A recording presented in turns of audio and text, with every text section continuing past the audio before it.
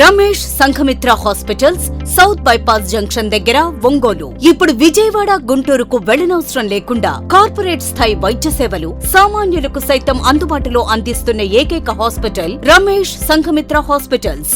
అనుభవజ్ఞులైన వైద్యులు doctor Illuri Jeevan Reddy MBBS MD, consultant general medicine, doctor Anusha Jukuntla MD, consultant general medicine గారి పర్యవేక్షణలో నిరంతరం అందిస్తున్న వైద్య సేవలు విష జ్వరాలు, సర్వాయన, పాము కాటు, తేలుకాటు, పాయిజనింగ్ కేసులు, బీపీ, రక్తపోటు, sugar coma, thyroid coma, cholesterol సమస్యలు, కాళ్లు చేతులు తిమ్మిర్లు, తలనొప్పి, తల తిప్పటం, కీళ్ల నొప్పులు, నరాల వ్యాధులు, అధిక బరువు సమస్యలు, పక్షవాతం, ఫిట్స్, రక్తహీనత, అల్సర్, జీర్ణ సంబంధిత సమస్యలు, లివర్ వ్యాధులు, పసిరికలు, వాంతులు, విరోచనాలు, ఊపిరితిత్తుల వ్యాధులు, టీబీ, దగ్గు, ఎలర్జీ సమస్యలు, కిడ్నీలో రాళ్లు, గుండె వ్యాధులకు చూడబడును. ECHS, south central railway, ESI, Arogya Bhadrata, ఆరోగ్య సహాయత, ఏపీఎస్పీడీసీఎల్, అన్ని కంపెనీల ఇన్సూరెన్స్ ఉన్న వారికి అన్ని రకాల సదుపాయాలు మా హాస్పిటల్ నందు కలవు. Ramesh Sanghamitra hospitals, south bypass junction దగ్గర, ఒంగోలు. సెల్ నంబర్స్ 7799885570 మరియు 7799885571. నమస్తే, పీనే న్యూస్ స్వాగతం. స్థానిక గోరంట కాంప్లెక్స్ వద్ద ఆర్యవైశ్య ఆరంభక్షేత్ర భవనాన్ని ఒంగోలు శాసనసభ్యులు బాలినేని శ్రీనివాసరెడ్డి భూమి పూజ చేశారు. ఈ సందర్భంగా ఆర్యవైశ్యులు మాట్లాడుతూ, అడిగిందే తడువుగా మా కొరకు 75 గదుల స్థలాన్ని కేటాయించిన బాలినేని శ్రీనివాసరెడ్డి పెద్ద మనసుకు ఇది నిదర్శనమని, అందుకు మేము ఎల్లప్పుడూ కృతజ్ఞతలని తెలిపారు. ఈ కార్యక్రమంలో మాజీ మంత్రి సిద్ధార్థ రాఘవరావు, నగర mayor Gangadu Sujatha, Aryavysya corporation chairman Kuppam Prasad, deputy mayor Vemuru Bujji, స్థానిక కార్పొరేటర్లు చల్లా తిరుమల, ఎందేటి రంగారావు మరియు కారంశెట్టి కిరణ్ తదితరులు పాల్గొన్నారు.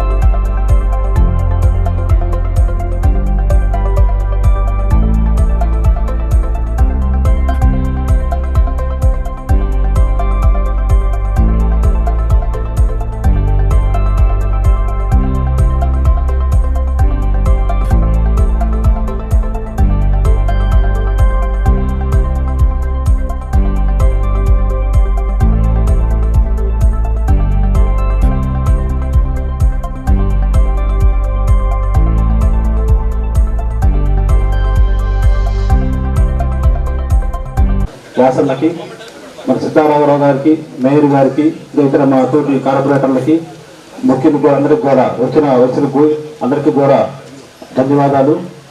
ఇది ఒక మామూలు విషయం కాదు.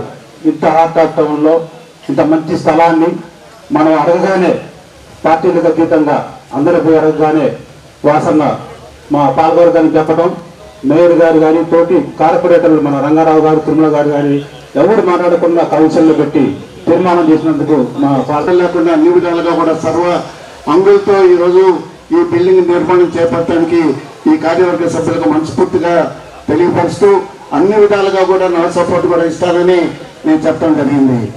అదేవిధంగా అన్నిటికన్నా మనం సపోర్ట్ చేయటం తర్వాత ముందు బాలినేని శ్రీనివాసరెడ్డి గారు స్థలం ఇవ్వకపోతే ఈ కార్యక్రమం రూపొందించుకునే అవకాశం లేదు. వారికి ఆర్యవైశ్య సంఘం తరపున ఒంగోలు ఉన్న ఆర్యవైశ్య సోదరులు కానీ వెహికల్స్ వచ్చాయనుకోండి, ఒక షాపులోకి వెళ్తే మళ్ళీ అక్కడ వెహికల్ పెట్టడానికి స్థలం లేదు. అక్కడ షాపింగ్ చేసుకునే వాళ్ళు మళ్ళీ రౌండ్ వేసుకుంటూ రావాలి. షాపింగ్ అయిందా లేదా నేను కూడా చాలాసార్లు ఇదే విషయం జరిగింది.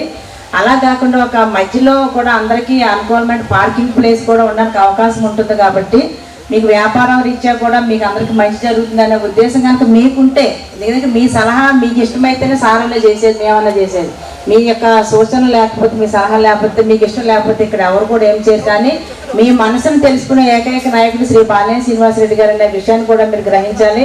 అలాగే రాబోయే రోజుల్లో మేము ఎప్పుడైనా సరే అడిగేది ఏంటంటే, ప్రజలకు మంచి పని చేస్తే మమ్మల్ని గుర్తుపెట్టుకోండి, అలాగే మాకు సహకరించండి, ఎలక్షన్ టైంలో సపోర్ట్ చేయండి. ఇదే మేము అందరం ఎవరైనా సరే అడిగేది. కాబట్టి మీ అందరి సహాయ సహకారాలు, మీ యొక్క సపోర్ట్ ఎల్లవేళ్ళ కూడా మరి మా పార్టీకి, అలాగే ముఖ్యంగా మన ముఖ్య నాయకులైనటువంటి బాలినేని గారికి ఖచ్చితంగా ఇస్తారని చెప్పేసి కోరుతూ, నాకు తెలిసి ఏ జిల్లాలో కూడా డిస్టిక్ హెడ్గా ఉండేటువంటి క్యాడర్లో వైశాసు నాకు తెలిసి ఉద్యోగస్తులు తక్కువగా ఉంటారు. జిల్లా క్యాడర్లో చాలా చాలా తక్కువగా ఉంటుంది. మీరు ఎక్కడైనా, నేను రాష్ట్రం మొత్తం తిరుగుతున్నాను, ఏ జిల్లాలో కూడా మెయిన్ క్యాడర్లో వైశాసు ఉండే జిల్లా ఒంగోలు ఒకటే. కరెంటు ఎస్సీ కానీ, ఎండోమెంట్ కమిషనర్ కానీ, డిస్ట్రిక్ట్ కోఆపరేటర్, ప్రతి ఒక్కరు ఇటువంటి ఎన్నో కార్యక్రమాలు ఆర్ఎస్ మనకు అడగంగానే ఇటువంటి నగర నడిపట్లేటువంటి స్థలము మనం అడగంగానే వైశ్యుల అభిమానంతో ఇచ్చిన ఘనత వాసన కాబట్టి ఎప్పుడు కూడా మనందరం కూడా వాసనకి ఒంగోలు ఆర్ఎస్ అందరూ కూడా వారికి అండగా సంబరాలతోటి, సంబరాలు కాదు ఇది ఒక కార్యక్రమం కాబట్టి మరి సంక్రాంతి కల్లా పూర్తి చేస్తాడని చెప్పి ఆయన వాగ్దానం చేశారు కాబట్టి వాగ్దానం నిలబెట్టుకునే కెపాసిటీ ఆయనకు ఉంది. డబ్బులు లేకపోయినా పూర్తి చేయగలడు, ఎందుకంటే డబ్బంతా ఆయన దగ్గర ఉంది. సార్ డబ్బులు పుష్కలంగా ఉన్నాయి సార్, మరి పూర్తి చేస్తాడని మాట నిలబెట్టుకుంటాడని కూడా తెలియజేసుకుంటా ఉన్నా. మరి ఎప్పుడు కూడా మా కృష్ణారావు గాని వీళ్ళందరూ కూడా ఇప్పుడు కండం వేసుకున్న కార్యక్రమం లేదు, అది కూడా గుర్తుపెట్టుకోండి. వైఎస్ఆర్ పార్టీ కండం ఎప్పుడు వేసుకోవాలా, కానీ ఏంటంటే ఇది వైశ్య కులానికి పని జరగాలి, పార్టీ కాదు ఇది. ఇక్కడ వైశ్య కులానికి న్యాయం జరగాలి, మరి అందరికి కూడా బాగుండేట్టు చేయాలి అని చెప్పి ఉద్దేశంతో మరి ఆ రోజు కృష్ణారావు గారు ముందులో వచ్చినా కూడా మా పార్టీ ఉన్నటువంటి నాయకులు సార్ మాకు అప్పు చెప్పాలి కదా అని మరి నెక్స్ట్ మంత్లోనే రోసయ్య గారి విగ్రహానికి విగ్రహ ఆవిష్కరణ, మరి మీ అందరి యొక్క మరి పార్టీలకు అతీతంగా రోసయ్య గారికి అందరూ కూడా మనం విగ్రహావిష్కరణ చేసుకునే కార్యక్రమం కూడా చేసుకుందామని కూడా తెలియజేసుకుంటా ఉన్నాం. మరి అది కాంస్య విగ్రహం మన బాబూజీ కాంప్లెక్స్ ఎదురుగా పెట్టడం జరిగింది. మరి ఆ కార్యక్రమం కూడా తొందరలోనే పూర్తి చేసే కార్యక్రమం కూడా చేస్తామని కూడా తెలియజేసుకుంటా ఉన్నాం. మళ్ళీ ఇంకొక సమస్య ఒకటి ఉంది, అది బాపూజీ కాంప్లెక్స్ సంబంధించినటువంటి పైన ఏదైతే ఫ్లోర్ వేసారో దానికి తొలిసారి ఓటమి అయినా అంగీకరిస్తామని, ఓటమి గల కారణాలు విశ్లేషించుకుంటామని regional coordinator Ongole MLA Balineni Srinivasa Reddy అన్నారు. ఆర్యవైశ్యుల ఆరామక్షేత్ర భూమి పూజ అనంతరం మీడియాతో మాట్లాడుతూ పట్టభద్రుల ఎన్నికల్లో ఓటమి గల కారణాలు విశ్లేషించుకుంటామని అన్నారు. మొట్టమొదటిసారి పట్టభద్రులు ఉపాధ్యాయుల ఎమ్మెల్సీ ఎన్నికల్లో పోటీ చేయడం జరిగిందని, ఎప్పుడూ లేని విధంగా ఉపాధ్యాయ ఎమ్మెల్సీ ఎన్నికల్లో గెలవడం జరిగిందన్నారు. రాష్ట్ర ముఖ్యమంత్రి వైఎస్ జగన్మోహన్ రెడ్డి ఉద్యోగుల సమస్యలు పరిష్కరిస్తారన్నారు. 2014 నుంచి ఇప్పటి వరకు సాధారణ ఎన్నికల్లో కానీ స్థానిక సంస్థల ఎన్నికల్లో వైఎస్ఆర్ కాంగ్రెస్ పార్టీ అన్ని స్థానాల్లో గెలుచుకున్నా మేము ఎప్పుడు సంబరాలు చేసుకోలేదన్నారు. 2 ఎమ్మెల్సీ సీట్లు గెలిస్తే అధికారంలోకి వచ్చినట్లు ఊహించుకొని సంబరాలు చేసుకుంటున్నారని ఎద్దేవా చేశారు. రానున్న ఎన్నికల్లో వైఎస్ఆర్సీపీ మళ్లీ గెలుచుకుంటుందని అన్నారు. చిన్న పొరపాట్ల వల్ల పట్టభద్రుల ఎన్నికల్లో ఓటమి చెందామని అన్నారు.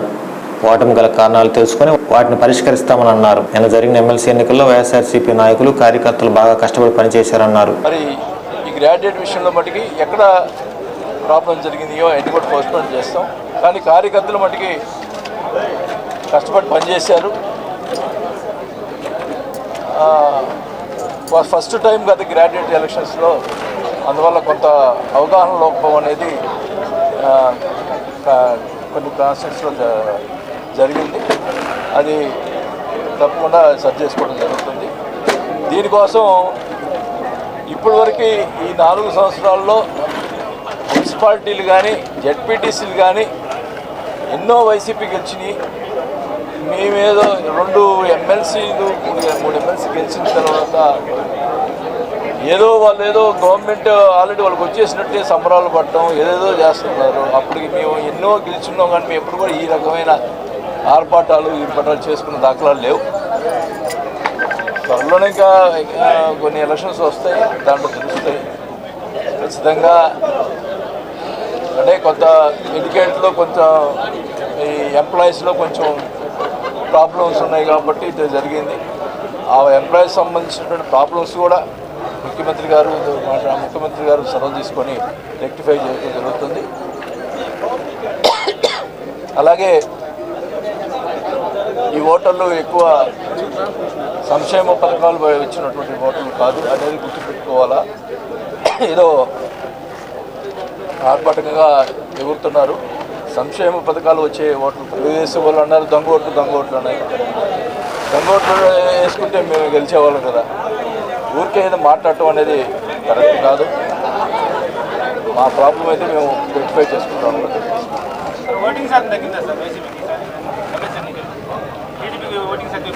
This is not general election. ఇప్పుడు ఎంత 2% ఆఫ్ ఓటర్స్, 2% ఆఫ్ ఓటర్స్కి పర్సంటేజ్ తగ్గింది అనేది మొదటి నుంచి కూడా కొంత ఇది ఉంది కదా. కొద్దిగా ఎంప్లాయీస్లో కొద్దిగా వ్యతిరేకత ఉందనేది అందరూ అంటున్న విషయమే. ఆ వ్యతిరేకత కూడా లేకుండా మేము సరి చేసుకుంటామని చెప్తా ఉన్నాం. ఖచ్చితంగా, ఎందుకంటే అందరూ కావాలి మనకి. సంక్షేమ పథకాలు ఇవ్వాలా, ఎంప్లాయీస్ని చూడాలా, రైతులను చూడాలా, అన్నీ కూడా చూడాల్సిన బాధ్యత ప్రభుత్వం ఉంది. మరి బాల్యం నుండే స్వతంత్రోద్యమ స్ఫూర్తితో తెలంగాణ బానిస బంధాల విముక్తి కోసం సాయుధ పోరాటమే మార్గమని నమ్మి భూస్వాములపై తిరగబడిన మొట్టమొదటి మహిళ ఉద్యమకారిణి మల్లు స్వరాజ్యం అని సిపిఎం కార్యదర్శి వర్గ సభ్యులు పోనాటి ఆంజనేయులు కొనియాడారు. సిపిఎం కార్యాలయంలో జరిగిన మల్లు స్వరాజ్యం ప్రథమ వర్ధంతి సందర్భంగా ఆమె చిత్రపటానికి పూలమాలలు వేసి ఘనంగా నివాళులర్పించారు. ఈ కార్యక్రమానికి సిపిఎం జిల్లా కార్యదర్శి హనీఫ్ అధ్యక్షత వహించారు. ఈ సందర్భంగా పోనాటి ఆంజనేయులు మాట్లాడుతూ భూస్వామ్య కుటుంబంలో పుట్టి 500 ఎకరాలకు పైగా భూములను పేదలకు పంచిపెట్టారన్నారు. సాయుధ పోరాటం ద్వారా ఎన్నో ఉద్యమాలు నిర్మించిన గొప్ప వీర వనిత అని అన్నారు. మల్లు స్వరాజ్యం ఆనాడే గుర్రంపై తిరుగుతూ గ్రామ గ్రామాల్లో ఆటపాటల ద్వారా విప్లవ స్ఫూర్తిని రగిలించి నైజాం నవాబు ఆగడాలను ఎదిరించిన గొప్ప వీర వనిత అని అన్నారు. శాసనసభ్యురాలుగా ప్రజా సమస్యల పరిష్కారం కోసం కృషి చేశారని, చివరి వరకు ఉద్యమ శ్వాసగా జీవించారని, అటువంటి మల్లు స్వరాజ్యం త్యాగనిరతి స్ఫూర్తిని తీసుకొని పనిచేయాలని పార్టీ శ్రేణులు పిలుపునిచ్చారు. ఈ కార్యక్రమంలో సీనియర్ నాయకులు Jala Anjaiah, Y Siddaiah, G V Konda Reddy, Kankanala Anjaneyulu, G Ramesh తదితరులు పాల్గొన్నారు.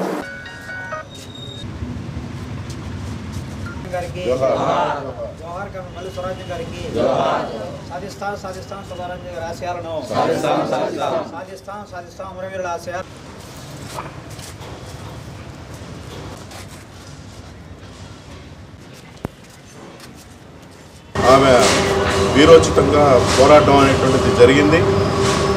ఆ విధంగా ఆమె తుంగతుర్తి నియోజకవర్గానికి ఆమె ఒక శాసనసభ్యురాలుగా ఆమె గెలుపొందడం జరిగింది.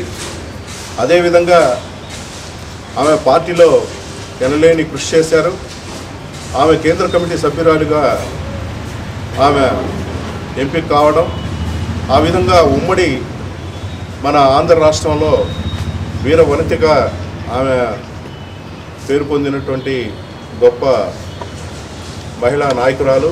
కాబట్టి ఆ ఎదురాలకి మన అందరం కూడా ఒక నిమిషం మౌనం పాటి. ఆంధ్ర మహాసభ నాయకత్వంలో పెద్ద పోరాటం, రైతులందరినీ, విజేతగాళ్ళని, వ్యవసాయ కార్మికుల్ని, భూమి లేని వాళ్ళని, భూస్వాముల యొక్క పాదాల కింద మగ్గిపోతున్నటువంటి ఓడల్లో అసంతృప్తి రగిలిపోతున్నటువంటి ప్రజల్లో ఆంధ్ర మహాసభ ఎజెండా తీసుకుని ఆ జెండా నాయకత్వంలో పెద్ద పోరాటం జరిగింది.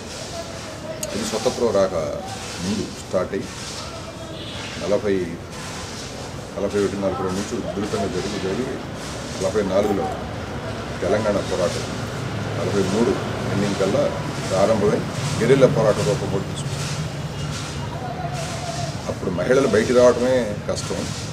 అందుకే ఆమె బయటకు వచ్చి మహిళా నాయకత్వం అనేది కాకుండా 14,000-15 ఏళ్ల కాలంలో దళాల్లోకి మహిళా దళాలను కూడగట్టాలని దళాల్లోకి వెళ్ళి మహిళలకి అందరికీ నాయకత్వం వహించి, మహిళలకి ట్రైనింగ్ ఇచ్చి, తుపాకీ బ్యాల్చడం కూడా నేర్పించే పనిలో తను భాగస్వామి అయి ఆ విధంగా తెలంగాణ పోరాటంలో మహిళా దళాలకు నాయకత్వం వహించినటువంటి పాత్ర కూడా ఉంది.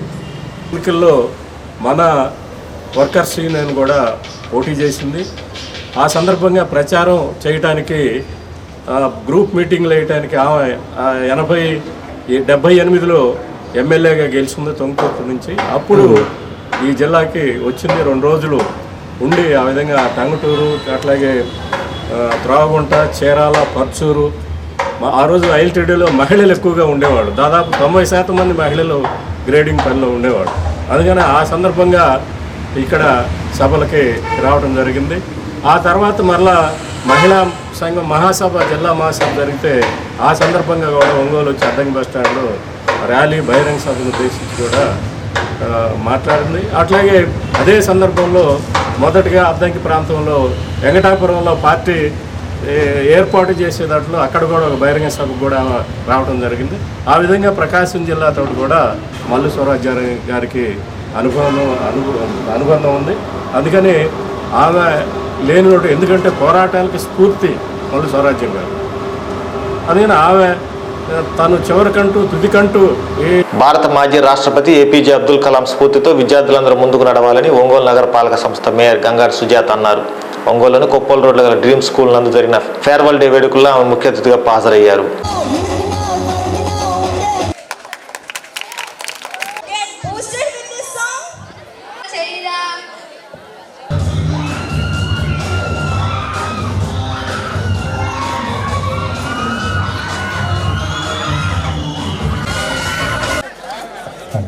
with devotional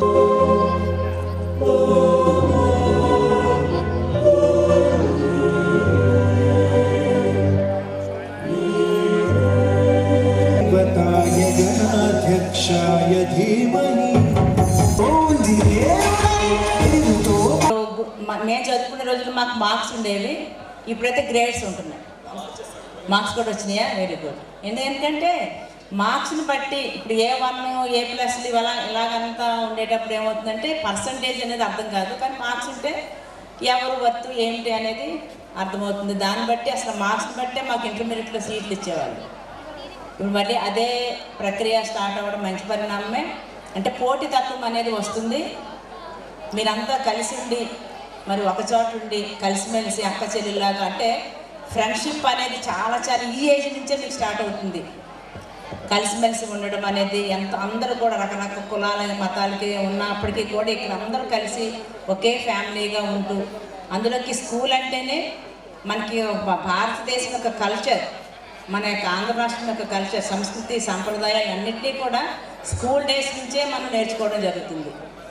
కాబట్టి ఈ స్కూల్ డేస్లో మనం ఏదైతే నేర్చుకుంటున్నామో ఇదే మనకి ఫౌండేషన్ అనమాట. స్కూల్ అనేది ఒక పిల్లర్ లాంటిది. బిల్డింగ్కి పిల్లర్ అనేది ఎంత ఇంపార్టెంట్, ఫౌండేషన్ ఎంత ఇంపార్టెంటో ఈ స్కూల్ అనేది కూడా అంతే ఇంపార్టెంట్. ఇందులో మీరు ఏదైతే నేర్చుకుంటున్నారో ఇదే మేము చేసేదాన్ని. ప్రతిరోజు ఇలా వెళ్తుంటే ఇక్కడ ఫ్లెక్సీలు అంత ఎప్పుడు కనిపిస్తూ ఉండేది. స్కూల్ నాకు తెలిసి ఇంత లోపలికి ఉందో నాకు తెలియదు. అక్కడ రోడ్డు మీద అయితే ఫ్లెక్సీ డ్రీమ్ స్కూల్. నేను ఒకసారి వెళ్ళాలి, ఈ స్కూల్కి వెళ్ళాలనుకున్నాను, నిజంగా రావాలనుకున్నాను. ఇన్ని సంవత్సరాలు నాకు కుదిరింది అనమాట. టీచర్గా ఉండేటప్పుడు నాకు అవకాశం రాలేదు. కానీ కూడా ఎంతో కొంత అవసరము. మరి ఈ స్కూల్ని మేడము సారు ఎంతో డ్రీమ్గా మరి స్టార్ట్ చేశామని చెప్తున్నారు. డ్రీమ్గా స్టార్ట్ చేయడమే కాకుండా పేరెంట్స్ యొక్క మన్ననల్ని మనం ఎక్కడ కోల్పోతామనే ఉద్దేశంతో స్కూల్ స్టార్ట్ చేసిన తర్వాత మరి ఎంతో ఉన్నతంగా చదివి మరి గవర్నమెంట్ జాబ్ సైతము రిజైన్ చేసి మరి ఈ విద్యా సంస్థ కోసం పాటుపడుతున్న శ్రీనివాస్ గారికి మనందరి తరఫున అభినందనలు తెలియజేస్తున్నాము. అట్లానే మేడం గారితో మేడం గారి ఏర్పాటు చేయటం సామాన్య విషయం కాదు. ఈ సందర్భంగా శ్రీనివాసరావును మనస్ఫూర్తిగా అభినందిస్తున్నాను. అలానే మీకు టాప్ టు బాటమ్ అన్నీ అకాడమిక్ కావచ్చు, మీ బాగోగులు కావచ్చు, ఎవ్రీథింగ్ ప్రతి ఆస్పెక్ట్లో మీ అనుకుని నడిపే లక్ష్మీ మేడం. ఆ పేరులో లక్ష్మి ఉంటుంది, కానీ ఆయన చదువులు తల్లి సరస్వతి.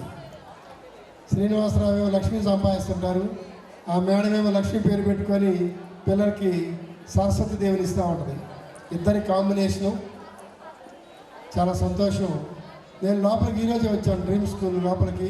ఒక పక్కన వాళ్ళ ఇల్లు, మన పక్కన కాలేజీ గ్రౌండ్, 24 hours పిల్లల మీద అబ్జర్వేషన్, చాలా మంచి అట్మాస్ఫియర్. ఇలాంటి మంచి స్కూల్లో మీ పిల్లల్ని చదివించినందుకు నిజంగా తల్లిదండ్రులను అభినందించాలా. ఎక్కడికో పంపాల్సిన పని లేదు మనకు. అది చిన్న విషయం కాదు. మీరు ఇంకా తర్వాత ఎప్పుడో చదువుకోవచ్చు అనుకుంటారు. ఇంకా చదవడానికి ఏం లేదు అక్కడ. ఇంకా చదివేది 6 సంవత్సరాలే.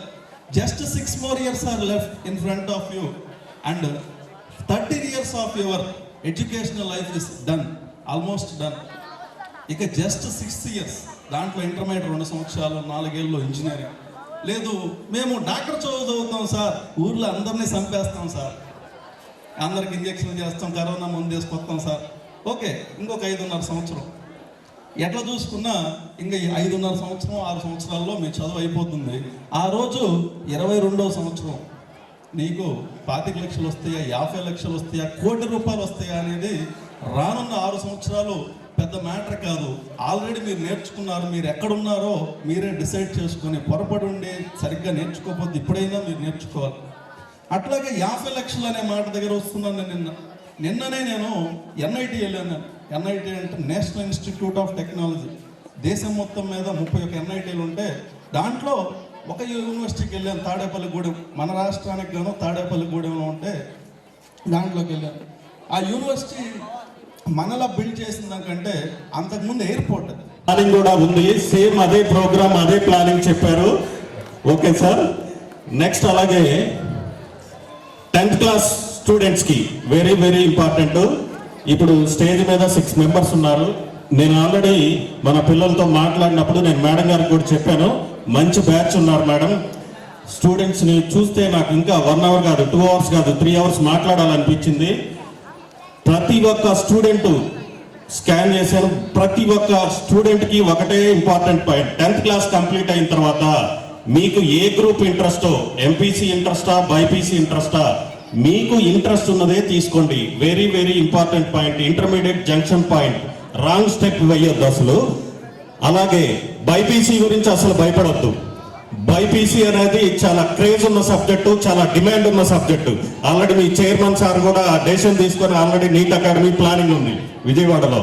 ఓకేనా? ముందుగానే పబ్లిసిటీ చేస్తున్నాం సార్, అడ్వాన్స్గా. ప్రతి మన స్కూల్, డ్రీమ్ స్కూల్ నుంచి టాప్ 10. ఒంగోలు రైల్పేటలోని నేతాజీ హై స్కూల్ నందు 10వ తరగతి విద్యార్థుల వీడ్కోలు వేడుకలు ఘనంగా నిర్వహించారు. పాఠశాల కరస్పాండెంట్ సిహెచ్ అనుపమ మల్లికార్జున ఆధ్వర్యంలో జరిగిన ఈ వేడుకల్లో విద్యార్థులు వారి తల్లిదండ్రులు. నెక్స్ట్ రకమ్మ అనుకుంటూ 8th క్లాస్ గర్ల్స్ వచ్చేస్తున్నారు.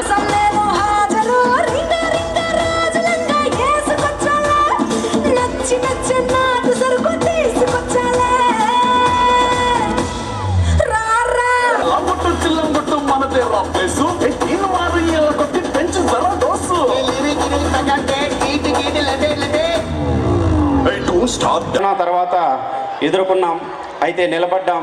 లాస్ట్ ఇయర్ మీ అందరి సహాయ సహకారాలు, 10వ తరగతి ఉపాధ్యాయుల సహకారంతో కష్టపడి 582 మార్కులు తీసుకొచ్చాం. దానికి అందరూ సపోర్ట్ ఉంది. అయితే ఆ 582 వచ్చిన తర్వాత ప్రతి తల్లిదండ్రులు చాలా సహకరించారు. అది మేము ఆ రుణం నేను మర్చిపోలేను. ఎందుకంటే ఈరోజు ఈ దాదాపు 800 మంది విద్యార్థులు ఉన్నారంటే మీ సహాయ సహకారాలే. ప్రతి ఏరియాలో కూడా మేము ఇల్లు తిరిగే సంస్కృతి లేదు మన కాడ. అయితే మీరే మన స్కూల్ ప్రమోట్ చేస్తూ చక్కగా మాకు అడ్మిషన్లు ఇస్తూ చేస్తున్నారు. నేను మీ అందరికీ ధన్యవాదాలు తెలియజేసుకుంటూ నేను మన పాఠశాలలో మీ అందరూ చూసే ఉంటారు, స్కూలే నా కుటుంబం, అదే నేను ప్రపంచంలాగా బతుకుతున్నాము మా మేడము మేము కూడా. అయితే బిడ్డల కోసం నిరంతరం కష్టపడతాం, మా జీవితం మొత్తం వీళ్ళకి అంకితం చేస్తామని తెలియజేస్తూ ఈ విద్యా సంవత్సరం 1 నుంచి 5 దాకా UP school, 3rd floor work జరుగుతుంది. మీ అందరూ చూసినట్లయితే హై స్కూల్ పెడతాం. అలాగే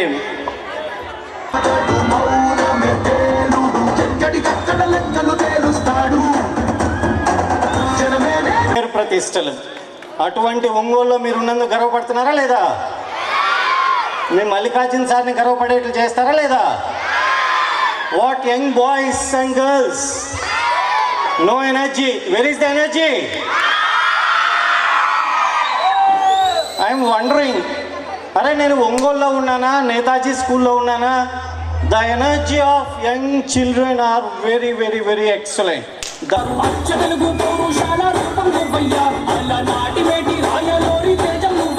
అంటే ఒక అతనికి 50 లక్షల శాలరీ, ఒక అతనికి 20 లక్షల శాలరీ.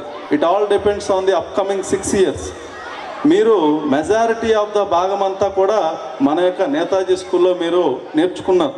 ఇక ఈ నేర్చుకున్న దాన్ని కొంచెం ఇన్ డెప్త్ మనం నేర్చుకోబోతున్నాం రానున్న 6 సంవత్సరాలు. సో దానికి గాను ఒకవైపు ఆనంద బాష్పాలు, ఒకవైపు వీడ్కోలు సందర్భంగా బాధ కూడా. ఎందుకంటే చిన్నప్పటి నుంచి 13 సంవత్సరాలు చదువుకున్న వాళ్ళు కూడా చాలామంది ఉంటారు ఈ స్కూల్లోనే. సో వాళ్ళందరికి కూడా ఒకవైపు మళ్ళా మీరు ఎప్పుడో రావడమే తప్ప, ఏ టీసీకో లేకపోతే ఎప్పుడన్నా ఇట్లాంటి సందర్భాలు రావడమే తప్ప ఇంకొకటి ఉండదు. అట్లాగే 10వ తరగతి అయిపోయిందంటే జనరల్గా పుస్తకాలు గాల్లో విసిరేసో లేదా బ్యాగ్ విసిరేసేటువంటి రోజు కాదు.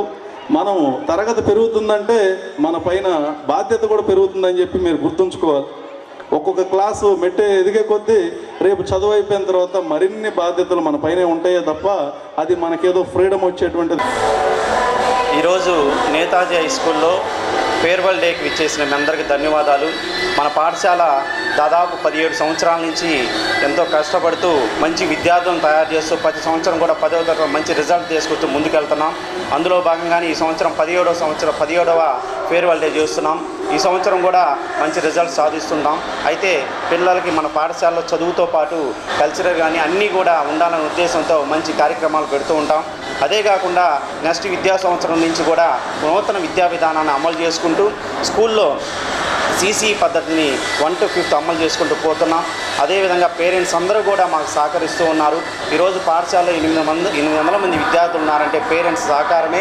ఇలాంటి కార్యక్రమాలు ఏది చేసినా నాకు సపోర్ట్ చేస్తుంటారు. వాళ్ళందరికీ ధన్యవాదాలు తెలియజేసుకుంటూ ఇలాంటి కార్యక్రమాలు ఒంగోలు నగరంలో కేశవస్వామిపేటలో వేంచేసి ఉన్న శ్రీ ప్రసన్న చెన్నకేశ్వర స్వామివారి దేవస్థానంలో శ్రవణ నక్షత్ర పర్వదినం సందర్భంగా శ్రీ వెంకటేశ్వర స్వామివారి మాస కళ్యాణము, రమా వసుంధర సమేత శ్రీ సత్యనారాయణ స్వామివారి వార్షిక కళ్యాణ మహోత్సవం ఘనంగా నిర్వహించారు.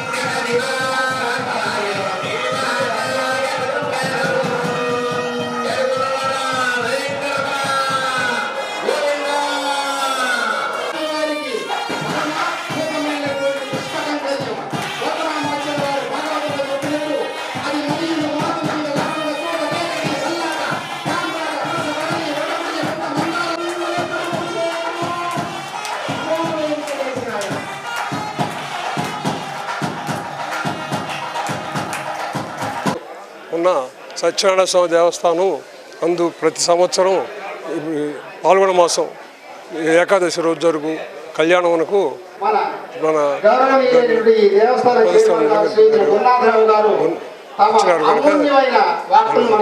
శ్రీ సత్యనారాయణ సేవా సమితి వారి ఆధ్వర్యంలో స్వామివారి కళ్యాణం ప్రతి సంవత్సరం జరుగుతుంది.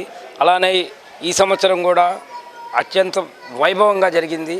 స్వామివారి కటాక్షంతో అందరూ కళ్యాణం చేసుకొని సుఖ సంతోషాలతో ఉండాలని కోరుకుంటూ ఇక్కడ మనం సత్యనారాయణ సేవా సమితి వారి తరపున ఇక్కడ భోజనాలు కూడా ఏర్పాటు చేశాము.